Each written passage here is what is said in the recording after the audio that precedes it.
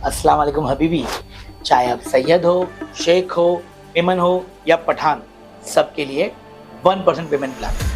फिर चाहे आप बुजुर्ग हो या जवान, सबके लिए 1% payment plan 0% rate of interest के साथ। ज़्यादा जानकारी के लिए इस नंबर पे संपर्क करें। रेडी?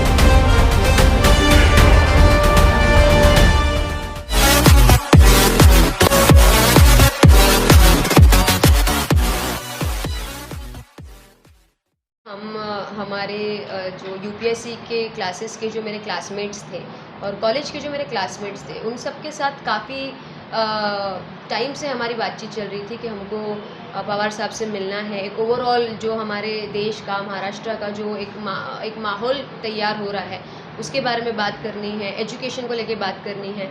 तो हम सोच के तो गए थे कि हम को एटलीस्ट 15 मिनट, 10-15 मिनट भी मिल जाए तो हम एक मोटा मोटा बात कर लें। But luckily he is a legend as people say. हमको पूरा 1 घंटा उनसे बात करने का मौका मिला और हमने 1-1.5 घंटा उनसे आराम से बैठकर एजुकेशन, हेल्थ केयर, जो भी डेवलपमेंट है, वुमेन एम्पावरमेंट, ये सारी चीज़ों के बारे में हमने उनसे बहुत बात की, एकदम जम के बात की कि कैसे इम्प्लीमेंट किया जा सकता है। कि अभी तक के हम अगर स्टेम एजुकेशन के बारे में भी सोचें, साइंस टेक्नोलॉजी ये सब के बारे में भी, हम बड़ी एजुकेशंस के बारे में भी सोचें, तो पर अभी तक की बेसिक एजुकेशन भी फुलफिल नहीं हो पा रही है। बच्चों की लोग ड्रॉप आउट हो रहे हैं, गर्ल्स ड्रॉप आउट हो रहे हैं, women security, safety, health care के म्यूनसिपल हॉस्पिटल्स को कैसे मैनेज होना चाहिए, क्यों कैसा फेलियर हो रहा है। तो जब हमने बात की तो हमने तो अपने पक्ष रखे, बट हम गए थे कि हमको कुछ मार्गदर्शन मिले पवार सर से, क्योंकि वो एक, आप समझो, एक 83-85 ईयर्स के एक इंसान जिसने पूरी लाइफ संघर्ष किए, हर चीज़ के लिए फ़ाइट की, हर चीज़ के लिए डट के अपना पॉइंट ऑफ व्यू रखा, जिन्होंने वुमेन के 50% रिजर्वेशन लाने की पहल उन्होंने करी। तो उनसे हमको राय मशवरा चाहिए था कि हम कैसे लेके आगे बढ़े यूथ के लिए क्या मैसेज देना चाहते हैं वो। हमने एज ए यूथ अपनी तो बात रखी, पर हमको उनसे सबसे जो एक महत्वपूर्ण बात जानने को मिली, सीखने को मिली, उन्होंने एक बात बोली कि डेवलपमेंट तो अभी आप डेवलपमेंट तो ठीक है, नीड ऑफ द आवर है ही, बट अभी जो सबसे ज़्यादा ज़रूरी है और जो सबसे बड़ा मुद्दा है वो जो है वो कम्युनलिज्म है। कि जैसे जात पात पे और रिलीजन पे एक दूसरे से नफ़रत करना, झगड़े करना, ये जो इतना डीप रूटेड हमारे देश में फैल चुका है कि इस पे अगर काम नहीं किया गया तो हम लोग जितना पीछे आए हैं, ऑलरेडी हम लोग पीछे आ गए हैं और पीछे चले जाएंगे। तो जहाँ से शुरू किया था वहीं से वापस से शुरू करना पड़ेगा। उसी बारे में कि इस्लामोफोबिया, अभी हम माइनॉरिटीज़ में आ गए, तो माइनॉरिटीज़ को लेकर भी हमारी बहुत बात हुई उनसे, और and he is a secular leader, उनकी आइडियोलॉजी ही उनकी पहचान है।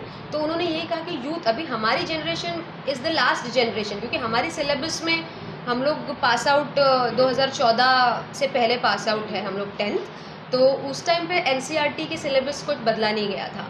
तो हमने जो पढ़ा लिखा, हमने एकता और सेक्युलरिज्म और ये सब उस टाइम पे उतना हाइप पे नहीं था। इट ऑल केम आफ्टर 2015-16 ये सारी चीज़ें आना ज़्यादा चालू हुई। तो हमारे बाद की जो जनरेशन है वो अभी, जैसे एक हमारे कलीग है जो हमारी टीम में जो यूपीएससी पुणे से ही कर रहे हैं, वो बताते हैं कि वहाँ पे कैसे ओपनली इंस्टीट्यूशंस में लोगों को इस्लामोफोबिया के बारे में सिखाया जाता है, लोग कितना ओपनली हेट को वहाँ पर फैला रहे हैं। तो ये सारी चीज़ों के बारे में आती है कि यूथ, अगर जो हमारी जनरेशन के लोग हैं, अगर बाहर आके अमन की बात नहीं करेंगे, अगर पीस और सेक्युलरिज्म नहीं फैलाया गया, तो डेवलपमेंट तो छोड़ ही दो। फिर डेवलपमेंट तो छोड़ दो, अगर आप सेफ और सिक्योर ही नहीं फील करते हो अपनी कंट्री में एक दूसरे के साथ, तो डेवलपमेंट कहाँ से होगा।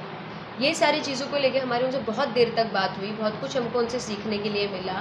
एजुकेशन, हेल्थ केयर, ये सारे डिपार्टमेंट के बारे में हमने उनसे जितनी हो सकी उतनी बात की। उन्होंने सबके लिए सुझाव भी अपने अपने थोड़े थोड़े देने दिए, पर फिलहाल वो कह रहे हैं कि सबसे ज़्यादा हमको अगर किसी चीज़ पे फोकस करना चाहिए तो वो अमन फैलाने पे करना चाहिए, एकता फैलाने पे करना चाहिए। हम लोग देखिए, जब भी हम स्टेट की रक्षा करेंगे तो ऑटोमेटिकली हमारे स्टेट की जितनी भी सिटी आती है वो सुरक्षित हो जाएगी। तो अभी हम शरद पवार जी से बात कर रहे हैं, तो हम ये सारी बातें की, उसके अंदर ऑटोमेटिकली हमने साथ साथ में ड्रग्स, हॉस्पिटल, एजुकेशन, ये सारी चीज़ें इन जनरल, सिर्फ अभी आप मुमरा में ही नहीं है ना, पूरे इंडिया में काफ़ी सारी जगहों पे ड्रग्स है, तो हमने इन जनरल ड्रग्स पे बात की है, इन जनरल हमने एजुकेशन पे बात की, इन जनरल हेल्थ केयर पे बात की है।